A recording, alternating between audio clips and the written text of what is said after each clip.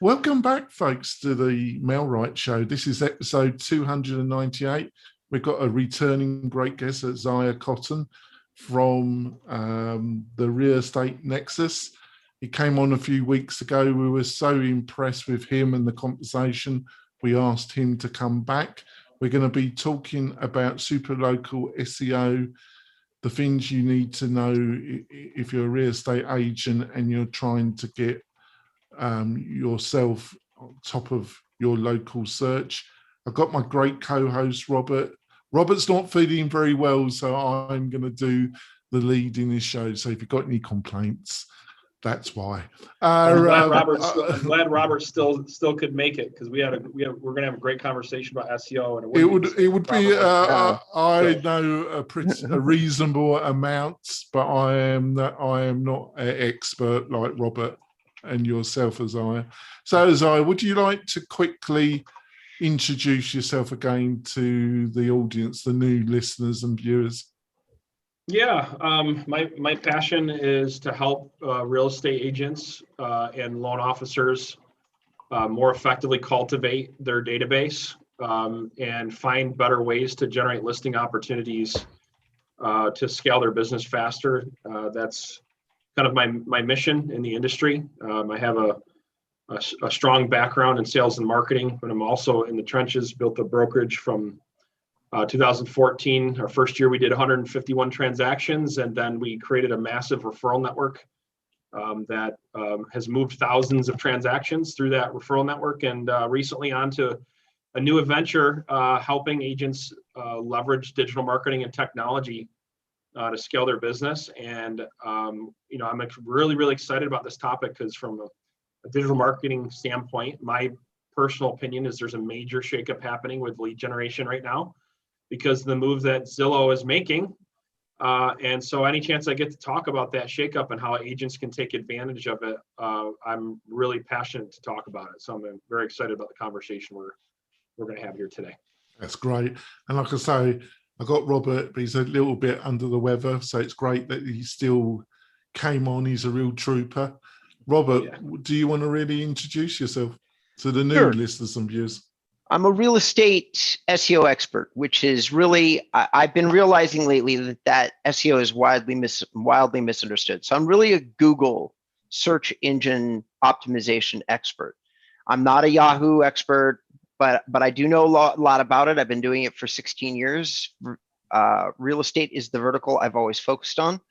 And my understanding of the conversation today is we're going to dive a little deeper into how hyperlocal is really, number one, changing the ability of a real estate professional to market themselves, and number two, giving Zillow a real run for their money in terms of competition, which is a topic that we touched on with Isaiah, and I think he and I are both equally excited about something that might be leveling the playing field as it relates to lead generation. Yeah, all right, that's fantastic. So let's start the conversation. So Isaiah, what do you think are the starting point we should start with this conversation? That maybe we should start on what super local SEO is and why it's different maybe to regional and national, and what are the peculiarities when it comes to it, when it related to a real estate agent.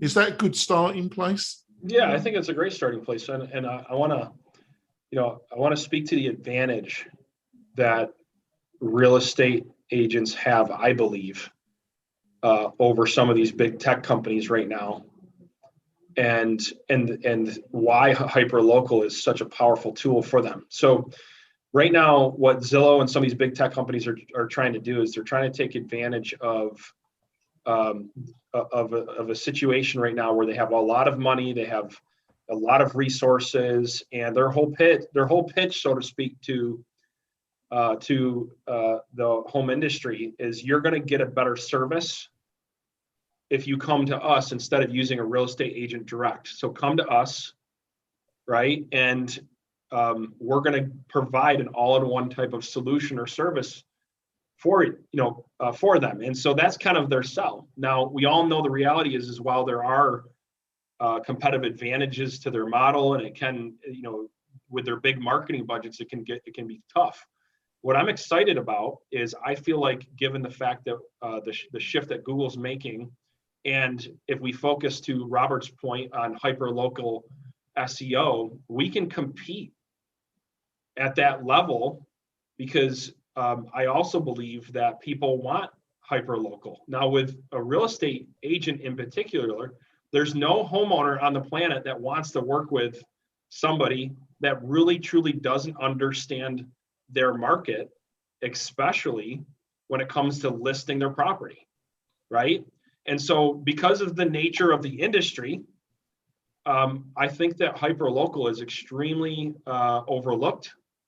And because of what's happening with Zillow becoming a brokerage and Google really trying to give them a run for their money, there's never a better time to refocus our marketing plan on this hyperlocal conversation. So that's on a kind of a high level of why the agent that's listening right now should take this dead serious, in my opinion. So Robert, I don't know if there's anything you want to add to that, just kind of, getting the conversation started off on a high level before we drill down into any details.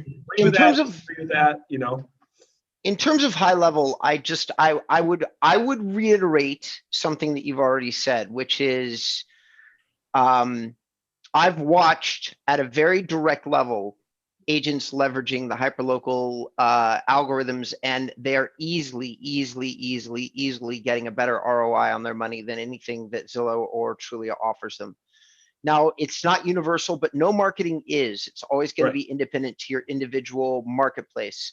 But my bad case studies are still doing much better than the bad case studies that I have with Zillow and Trulia, which in the very worst case studies, they're just basically wasting their money entirely, throwing it right down the tubes.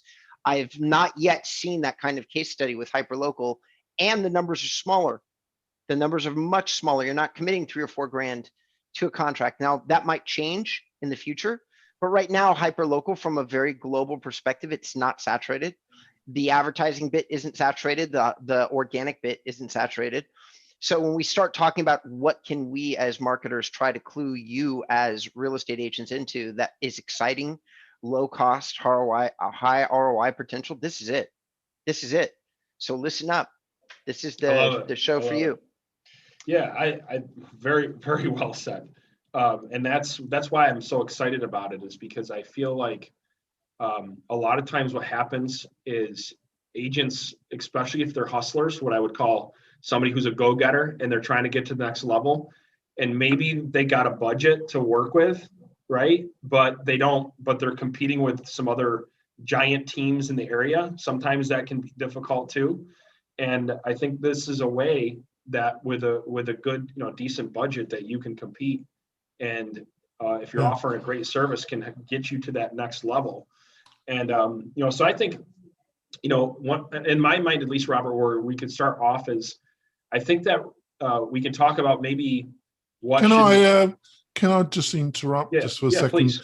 I just wanted to see if you agree. What I see as super local really is giving Google the signals that they want and require, that you are the information source or the expert about a particular area.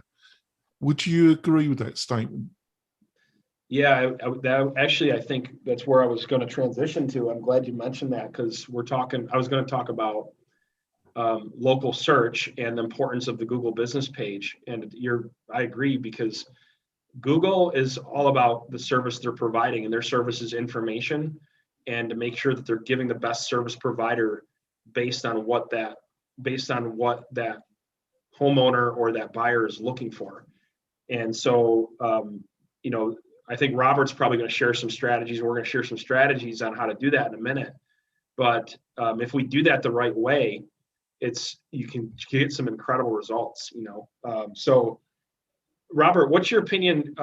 Before we get into the new service with Google LSA, I still think the business page and how to optimize the business page to get some results is largely overlooked. I think Some agents don't even have a business page. They don't even have one. Some of them like have one, but haven't been paying attention to.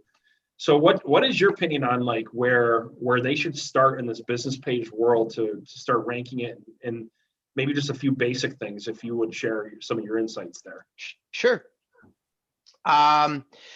So in terms of optimizing your existing Google My Business page or creating one with the thought that like maybe the question is, what would I have to do to create it and make it relevant? Well, there's two different sides to optimization, which is something that's very confusing for people.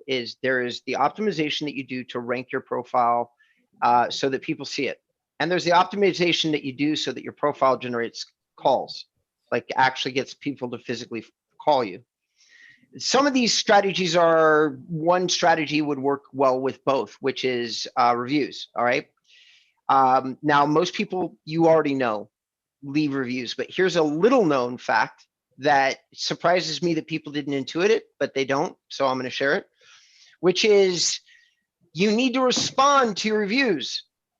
So once a review has been left, I think that people feel like they only need to get the review, that is all that Google is looking at. And I'm here to tell you that is not the case, that you can steer Google's understanding of your profile with the responses that you leave for people that are leaving your reviews.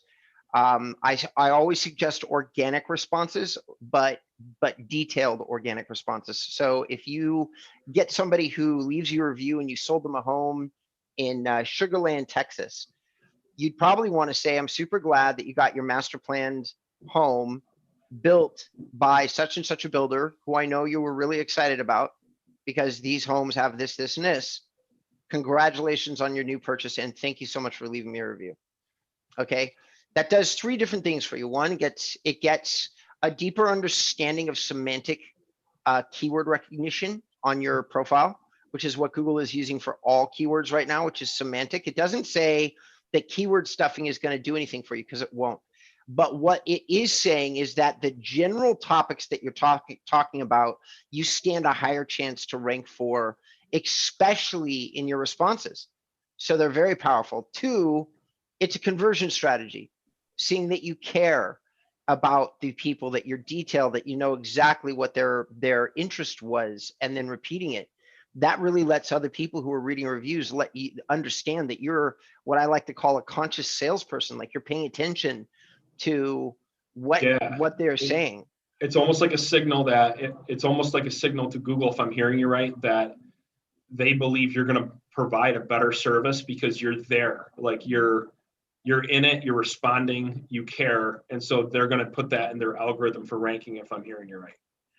Ish. I mean, that's okay. Pretty close. They're okay. just using semantic keyword recognition, so it really doesn't. They're not intuiting whether or not you're like being really. But the connected. Interaction has weight, is what you're saying. The interaction has absolutely weight. Absolutely, no doubt about it. Whether it gives them a signal of what it means or not has a weight, right? Yes, it has a weight, and absolutely. I think that's huge, because we push. I mean, we offer optimization more for Google LSA. We do get into some of the business review things, but I don't hear that trained often. Just for the viewers to watch, I don't hear people talking about that. That is a huge golden nugget for everybody listening. Because it's similar, isn't it? Similar to if you put a video on YouTube, what they're looking for, I understand, is people actually liking it, actually commenting on it, right?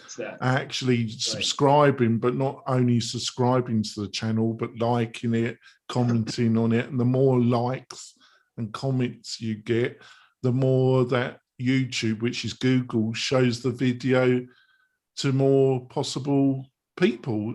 So it's not surprising when it comes to local search that they're doing the same, isn't it?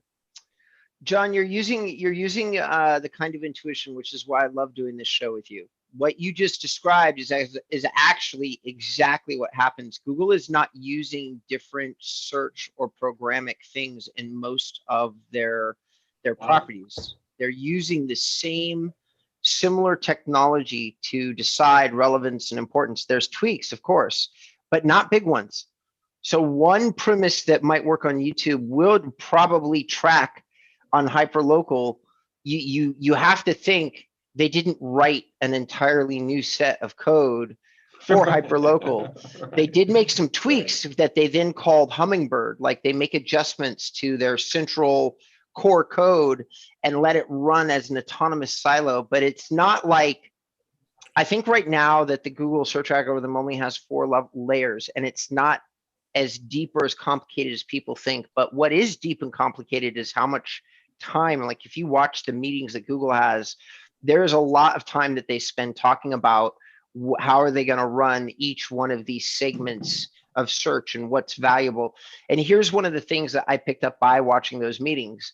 There's no doubt that the way that they want to go with local business profiles is they want to make it a destination where somebody learns about the business, learns about the owner, learns about the customers, okay, and gets feedback on all of those elements from the people that are using the business, which kind of.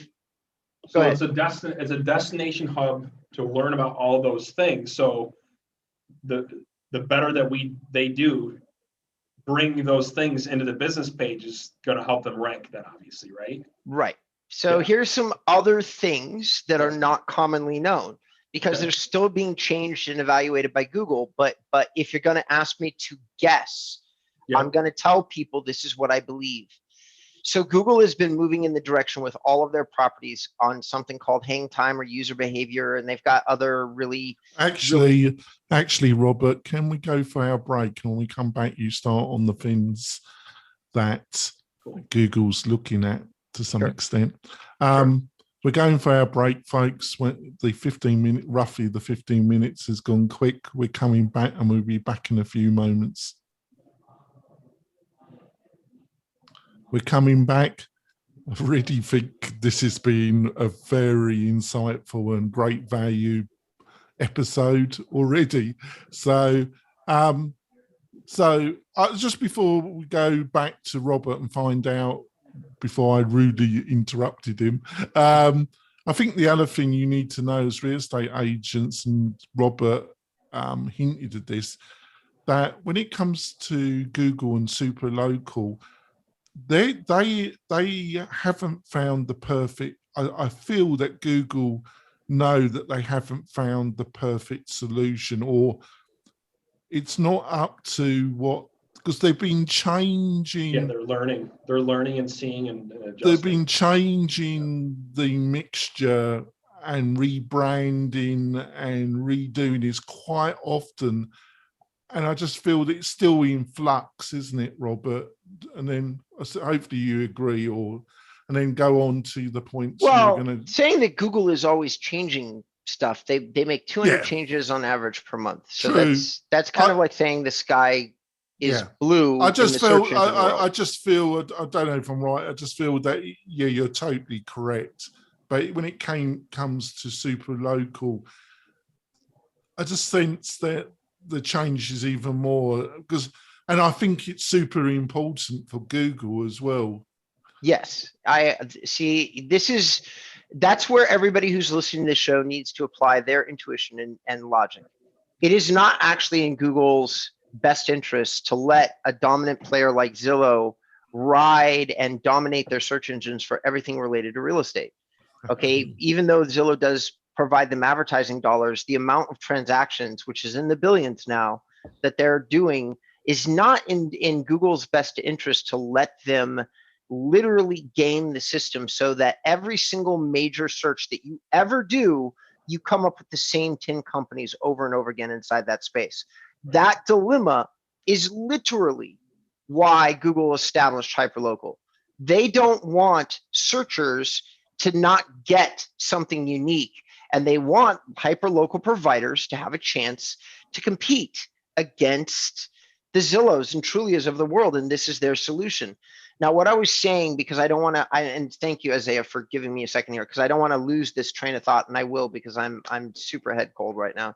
But Google's last update, which was a huge one, was on something called Core Web Vitals, which is just basically them saying page load times, interactivity, responsiveness, and visual stability All of those things, though, are directions that Google is going to measure how somebody is engaging with the page. They're trying to encourage people that own websites to make sure that they're engaging with pages. And the way that Google encourages people to do shit is, sorry, John, is to actually change the ranking factors, because they know people like me out there are tracking it, and once they change how pages are going to rank, we'll change the way we're building our pages.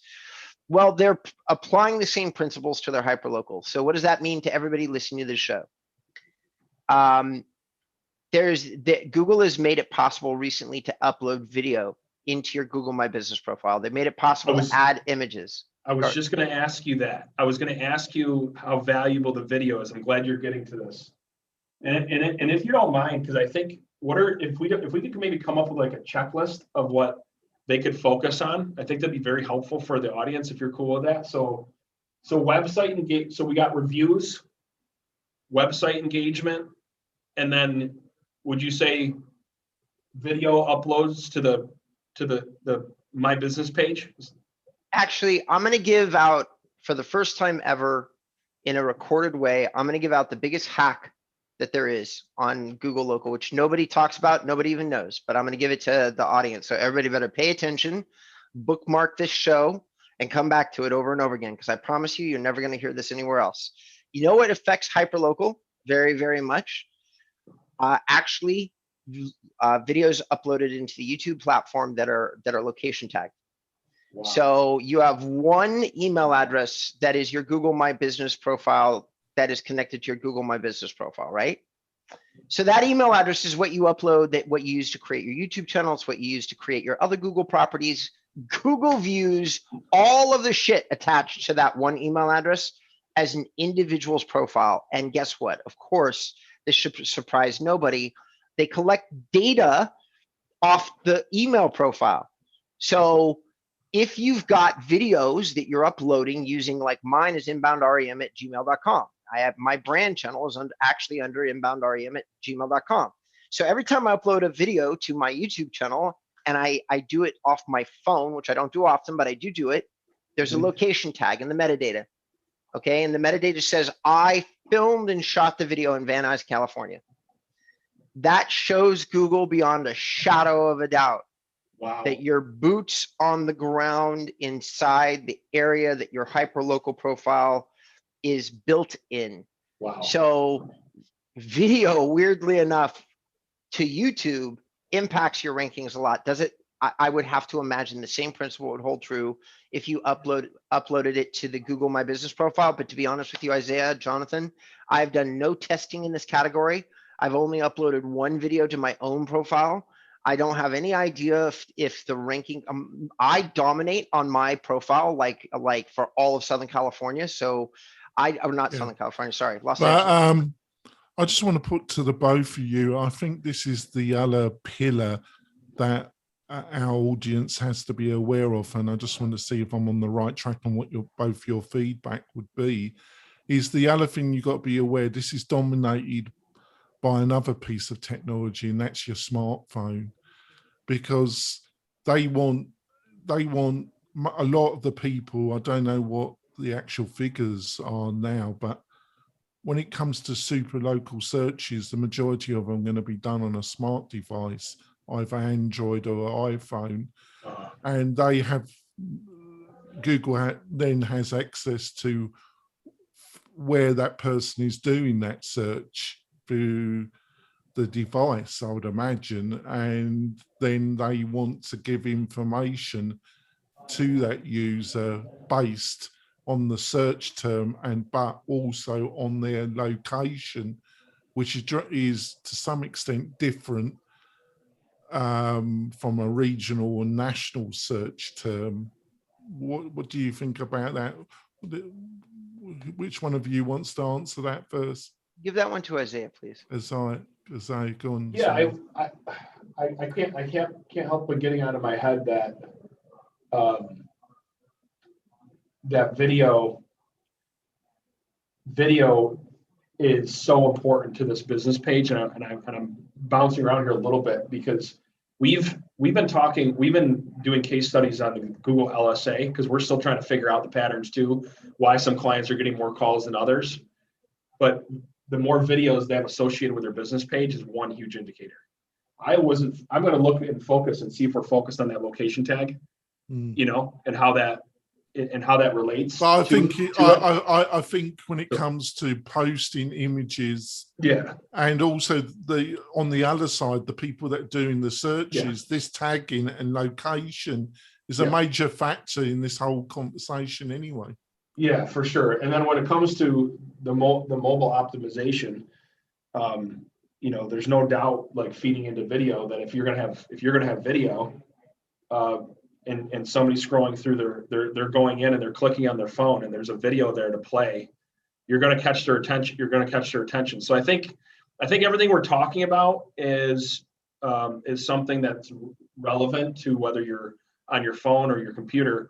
I don't know, just be upfront, I don't know what Google does to make it look better on your phone, if that's in Google's control for the business profile, or if it's in the person's control, Robert. So you know what I mean, of how that appears on mobile versus business, because I know your website obviously can be optimized, but I don't know if the business page can be optimized for mobile or not. Like, I haven't really studied that part of it. So I have the answer to that. The answer is yes, it can. It's not really optimized for mobile, but I will give everybody, and this was going to be my last hack, and it should be number 4 on the list. Okay. So here's what a good cheat is about using your Google My Business profile. Now, guys, I just pulled mine up. I installed it. I have a new phone. I ran over my old one, and I just installed it on my new phone. So this is my business profile, and you can see it hopefully there. It's backwards for me, but anyway, it's saying that I have 2,000 views, 1,800 searches, and 1,100 like activities. So interactivity. So here's what this is, or what it does. You should go to the Google My Business, Google Play Store, and you should download the Google My Business app, and it makes it very easy to run managing your profile, even as a super busy entrepreneur, which I'm sure that you are, just like me, Isaiah. It really doesn't take a lot of time to find out what's happening on your profile, as long as you have the app on your phone. That's awesome. Like, you could also shoot a little video of you and just upload it. It would take 5-10 minutes, and then it's just going to be there. So mobile optimized is there's more than one words to, like, one language for that. Google does everything so that it's going to be mobile visually optimized, but is it mobile optimized to be used with cell phones? The answer is yes, and that's the answer, is the Google My Business app. I love it. Can I ask, how much easier to update your content when you got that app on your phone, and to do videos and upload the videos? That's huge. Yeah, and you can share your profile. Right. Every time I come in here, honest to God, I haven't been in here in, like, I don't know, like a quick 60 days. And here's the thing. The Google Ads is now there. It wasn't previous. So now they've just added that. They're saying that I can get access to my camera roll. They hadn't done that. So now I can just upload my images straight from my camera roll. Like, yeah, they're turning this into what is basically going to end up being like a highly social, like, place for us, you and me, Isaiah, and anybody else that's listening to the show, and and Jonathan, everybody that owns a business. We're really going to have this profile. And now it's also, by the way, saying that we can share a profile with people directly. Want to know something about my business? Here's the link. Right. It's almost like a business card, right? So yeah, exactly. Cool. But just before we wrap up the podcast about the show, and Robert will have to go, and we just continue the discussion with Isaiah. So what did you think about my comment about that the thing that also people got to be aware when it comes to this subject is how important that the iPhone or the mobile aspect, that it's a two-way kind of loop, isn't it? But that Google can, because people are doing a lot of these super local searches using their mobile device, that Google has a much better idea where those searches are coming from, and then their aim is to provide the most local relevant content based partly on where the person's doing the search. Yeah, I can make a comment to that, Robert, as far as a recommendation, Sure. to make sure your hyper local is and this is a little bit, everyone's got a different opinion on this, but if you work out of your home, if you're a real estate agent, you're working out of your home, and you're also, maybe you have an office that's outside of your normal travel radius, or that, my understanding is that Google really likes to put businesses up in front of people that are within about a 15 to 20 mile radius, maybe a 30. And so if you want to have the most coverage and you're willing to travel further, you might want to consider adding multiple. You want to make sure you add your locations so you're going to show up more frequent. And I see some of our clients have had success actually adding different profiles for 2 different branch offices, so that way they're showing up for that local, because Google's always going to serve up hyper local over, not always, because I know there's other factors. I got to be careful with my language here. Yeah. But if they, given all the factors, they're going to prefer somebody who's local, more local than somebody that's outside of what they would perceive a travel radius that somebody might want to use. So, Correct. So that's what I would say to that, Jonathan. That'd be my comment to that. And there's definitely strategies to make sure that you're optimized. So for our local brokerage, and one of our clients too, her name is Terry Bias, and I believe she's in Charlotte. She's got 2 different locations, so she's really focused on showing up for both, because she doesn't want to lose out. One of them is like 20 miles away from the other one, so she's really focused on making sure she's showing up for both of them, as an example. So I'm gonna end the show with one last nugget, which is playing off exactly what you just said. In my part, the guys are going to continue on. I'm sorry, everybody. I'm really not feeling well. It takes a lot to put me under the train, but I'm going to say it is always related to your physical address. Now, here's the interesting thing about real estate and real estate offices. Most real estate agents actually work out of their home these days. There's not that many agents that I know that actually really truly work out of a physical office. They check in for sure, but they don't necessarily work there. Okay.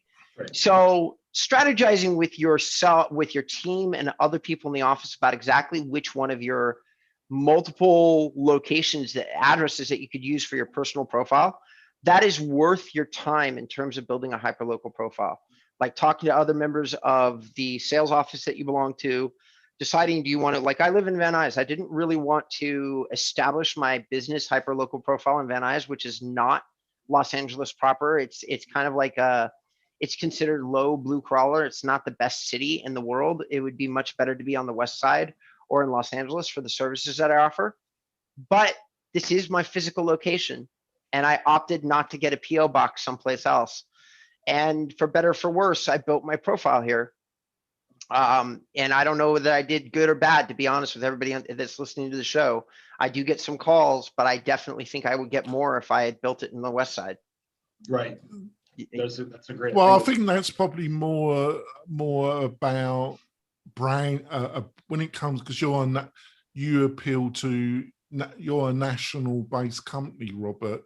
So it's probably more of a branding issue when it comes to that, and if people do a search and they see where you are based, whatever, it wouldn't bother me. But when it comes to super local, I'm a great fan of age, and I totally understand why agent doesn't want to share their home address. But I also think if you can find I don't know if I'm right in recommending it. I recommend that they don't use the brokerage address either. If they can find a unique local address that Google will accept, it's better than sharing the address of your brokerage because they're getting multiple signals from that Oh, yeah. address. They're getting the same signal from the same address. So agree. We recommend they use a separate address from their brokerage, and maybe as a secondary, if they want to start up another one, they could. But That yeah, is the problem of using the brokerage, especially if it's a it is a large problem. large regional brokerage that Yep. has 200, 300, 500 agents based from that office. You're getting multiple signals to Yep. some extent, and that's the problem of doing that. Yep. Well, we've got to wrap it up because Robert's got to go off and get some treatment. Hopefully you'll be better soon. So to wrap up the podcast, Isaiah, what's the best, I know you've got an upcoming event that you want to promote. Can you tell us a bit about that? Yeah, sure. So we, if you go to cashinonyourvideos.com, you can get access to this free digital marketing challenge, and we're actually gonna, one of the segments we're going to be doing is doing in-depth step-by-step training on how to optimize your business page, but also to how to take advantage of Google local service ads, which is ties in with your business page. And it's really important because right now, the timing of this is everything. It's a first mover advantage because there is going to be a saturation down the road, and Google's going to get more strict on the review process. But it's a weird dynamic because Google cares about the optimization of the page. Oh, this is fantastic. Maybe we can discuss this in more detail in the bonus content. Yeah, that sounds advertising. Good. So go here and check it out. Yep, that sounds good. So anyway, if they want to go check, it's a free challenge. We're going to walk them through the whole thing. Yeah. And then so we're going to go in more detail in the bonus content, which you'll be able to listen to the whole interview on the MailRight YouTube channel, folks. And Robert, what's the best way for people to find out more about you? Inbound REM. Ladies and gentlemen, I've spent 5 years trying to post videos and talk about great ways to create results using inbound marketing and SEO, all on my site, all for free. So just go to inboundrem.com. I don't even sell any courses. It's all just free information. Yeah, enjoy. And if you want a great resource, go to the MailRight YouTube channel, folks. There's over almost 400 interviews, conversations between me and Robert, and also some of the leading experts on digital marketing with a focus on the real estate industry on that channel. It's a great resource. We'll see you next week where we have another great guest. We'll see you soon. See you soon, I could talk folks. to you for like 5 hours. Thanks for the conversation. No, Isaiah, this has been amazing. Enjoy your trip, my friend. Yeah, I'm super excited for you. Right. Thanks. So we're ending the podcast, folks. We'll see you next week. Bye. All right. Bye. All right, gents. Right. See you later, Robert. So about everything we've discussed about super local, then you brought in, which is what your conference is going to be about to some extent, is using super local adverts, Google adverts. So can you tell us more about this? Yeah, so because of the shakeup that's happened with Zillow, and I think Robert mentioned this before, that Google doesn't really want Zillow to own search, and so they're positioning themselves as an alternative to Zillow now, and to find information both if you're a buyer or a seller. And one of the ways they're doing that is through Google local service ads. Now this is different than pay-per-click, okay? And it's not just pay to play, because you can have the largest budget in the world for Google local service ads, and they're still not going to necessarily rank you higher. It also has to do with the optimization of your business page and how many reviews you have. So it's a very unique situation that we have here, and that's why I like to spend as much time as we did talking about hyperlocal and how to optimize that business page and the review process, because that all ties into ads, this new what I call pay per call program. And that's why I'm so excited about it as a sales professional or real estate professional, because there's so many other ways to generate leads, and these particular opportunities are not just leads. they're actually bona fide opportunities of people calling you. And as long as you can carry on a good conversation, there's a 50% closing rate, which is unheard of. I mean, you're lucky to get 10%. So like, like you can, we have some clients, we had one of our clients that got 23 calls and ended up generating 11 contracts. And I want you to do the math on that. And the amount of money they spent was $35 to $50 per call.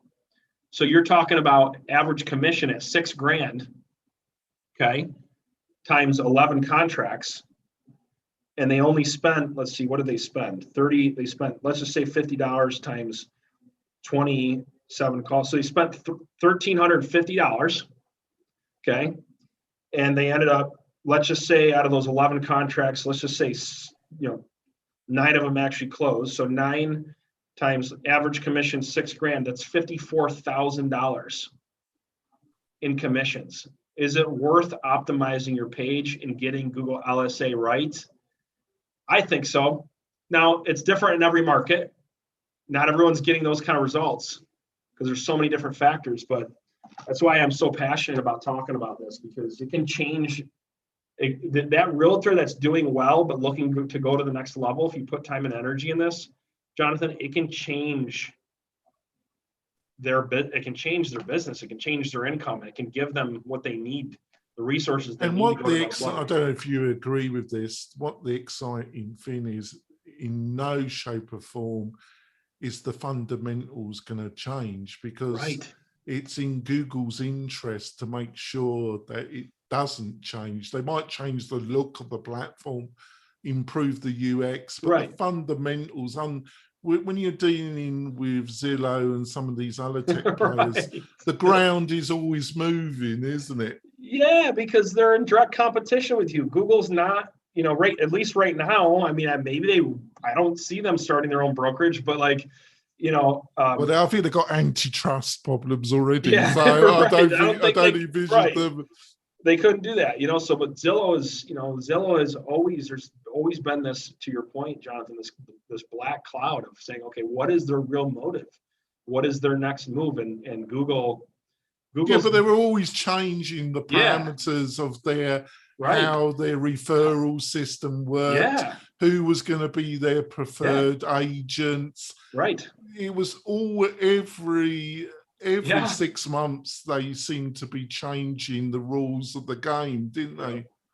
Yep. And Google is definitely more stable when it comes to that. I think if the only thing Google's going to want to optimize is just how they can provide the service better to their, and as long as we keep up with that, put it this way, to your point, you're not gonna have to worry about your reviews getting wiped out someday, like what's gonna happen with Zillow now that become a brokerage.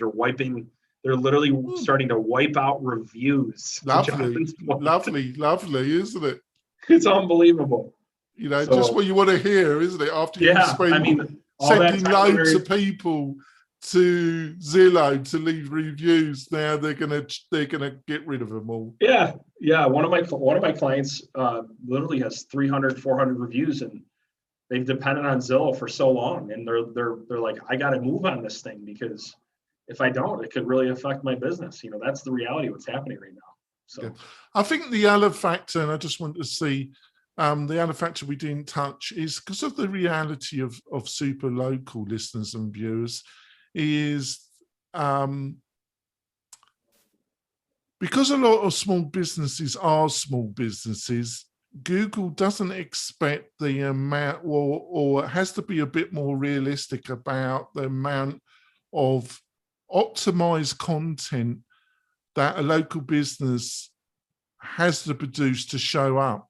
What I mean is that I'm involved in national campaign for my other business, and I hire professional writers, and we have a whole SEO strategy. Now, they're not going to get that from a lot of local businesses, and Google knows that.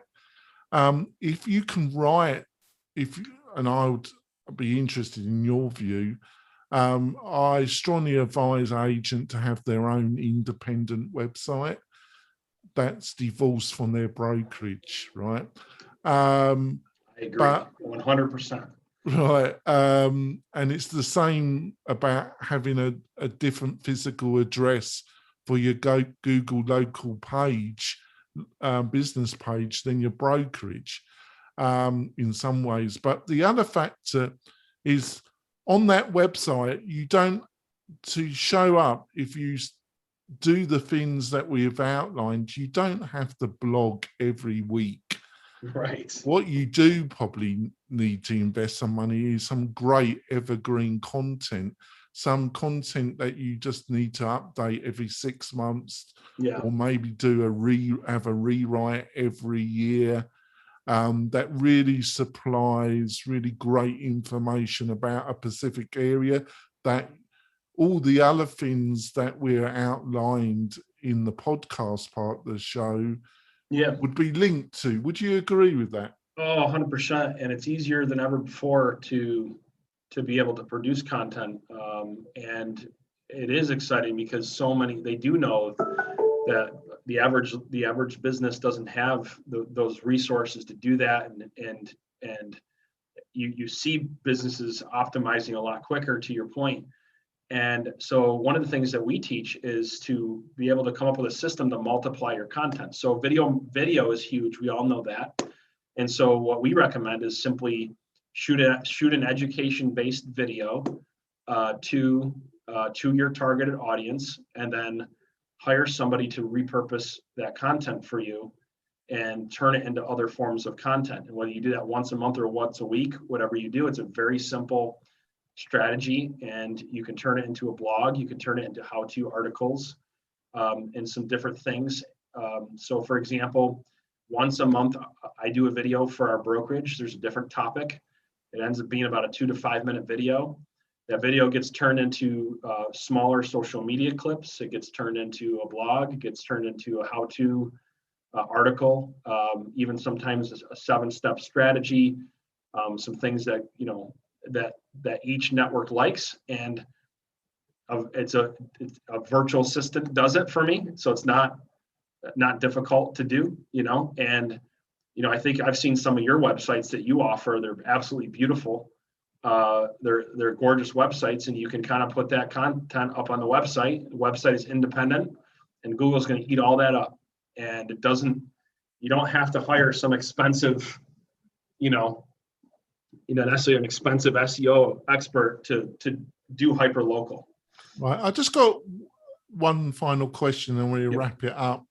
When it comes in Northern Nevada, we have some large national franchise offices, but we're also dominated by 3 regional large players that have about between 300 to 500 agents as part of the brokerage, and they cover the whole of the Washoe Valley, Lake Tahoe, Truckee, and Reno.